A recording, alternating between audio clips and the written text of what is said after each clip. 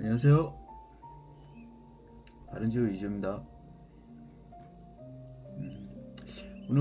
오늘은 위반 건축물 임대차 계약 시 확인해야 될 사항과 업종에 대해서 알아보는 시간을 갖도록 하겠습니다.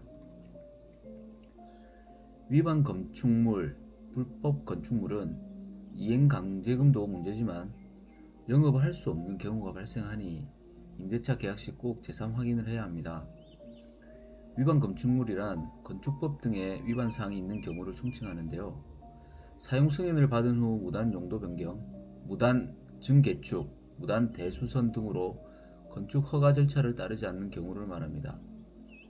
위반 건축물은 건축물 대장에 기재된 경우와 기재되지 않은 경우로 나뉘는데, 기재되지 않은 경우는 아직 적발되지 않아서 실질적으로는 위반 건축물이 맞지만 건축물 대장에 등재되지 않는 경우입니다.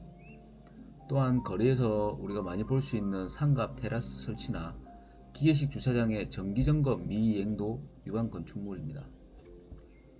블로그에 있는 그 예시와 같이 일반 건축물 대장에 위반 건축물로 등재될 경우에 일반 건축물 대장 그 표제 제목 옆에 위반 건축물로 이렇게 표기가 되어 있습니다. 위반 건축물의 예를 몇 가지 들어보면, 전답과 같이 지목 용도를 따르지 않고 거기에 건물을 세우거나 비닐하우스, 컨테이너를 설치한 경우, 주택 등에 많이 볼 수 있는 베란다, 경량 철골이나 패널 등으로 지붕과 벽을 세우는 경우, 이 경우는 우리가 길을 가면서 많이 볼 수가 있죠.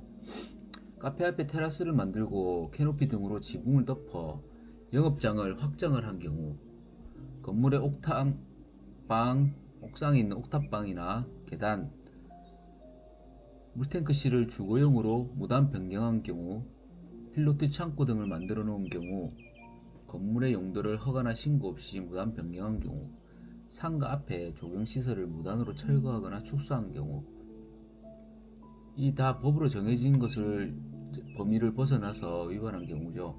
이 외에도 우리가 일상에서 볼 수 있는 비정상적인 용도로 보이는 유형 등 다양한 위반 형태를 볼 수 있습니다. 위반 건축물은 일반적으로 항공 촬영 등을 통해서 변경 부분을 계속 비교를 하여 적발이 되지만, 주변 경쟁 점포라든가 불편을 겪고 있는 민원인의 고발에 의해서도 적발이 됩니다. 위반 건축물이 등재가 되면 당연하게도 행정상 제재가 있습니다. 첫째, 시정명령 나오죠. 그 다음에 이행강제금 나오죠. 그 다음에 행정대집행, 철거죠. 위와 같은 위반 건축물의 경우에도 임대차 계약은 가능합니다. 신규 임대, 승계 임대, 인허가를 필요하지 않는 자유업종, 여성 옷가게나 편의점 이런 경우에는 위반 건축물일지라도 세무서에서 사업자 등록증이 발급이 됩니다. 그렇기 때문에 영업이 가능합니다.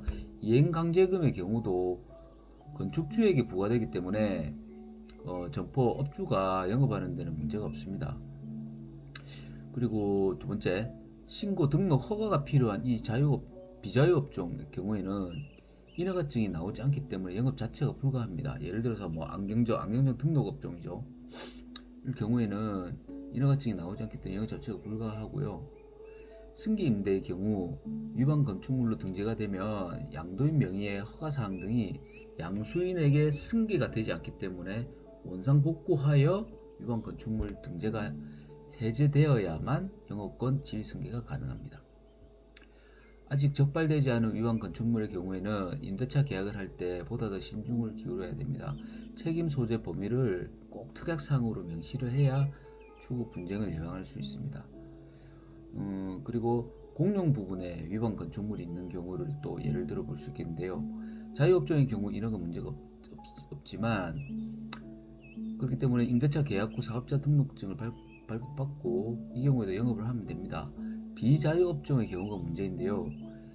공용 부분에 위반 건축물이 있다면 건축물 대장에 위반 건축물로 등재가 되어 있을 것이고, 등재되지 않은 현황상 위반 건축물이 있는 경우에 실사를 통해서 적발이 된다면 인허가증이 발급이 되지 않습니다. 블로그 예시에 그 판례 제가 캡처를 해서 올려놨는데 참고를 해보시고요. 결론은 자유업종의 경우에는 영업에 큰 문제가 없지만 신고, 허가, 등록 등 허가증이 필요한 비자유업종의 경우에는 신규 임대, 승계 임대 모두 문제가 발생하니 신중에 신중을 기하여 살펴보아야 되겠습니다. 이상으로 위반 건축물일 경우 임대차 계약을 어떻게 해야 되는지에 대해서 알아봤습니다. 다음에는 더 유익한 내용으로 찾아뵙겠습니다. 바른지오 이지였습니다. 감사합니다.